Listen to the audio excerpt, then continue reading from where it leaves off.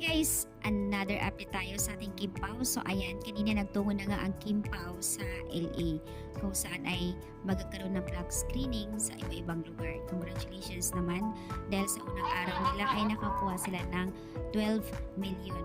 Guys, malaki na yun ha. At dito naman tayo sa nakakilig sa Kapamilya Online.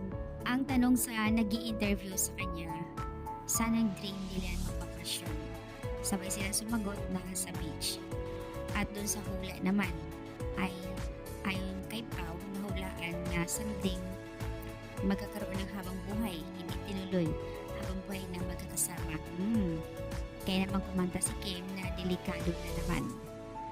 At isa pang interview sa kanila na ano yung last regalo ni Pao kay Kimi. Sabay silang sumagot na flower.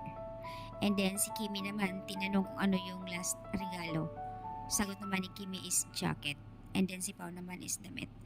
So, ayan, malalim na talaga yung samahan relasyon ng Kim Pao ha. In fairness naman, may mga regalo-regalo talaga sila.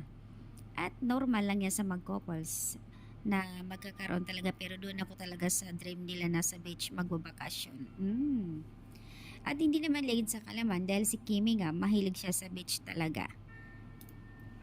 So, ayan, congrats sa ating Kim Pao.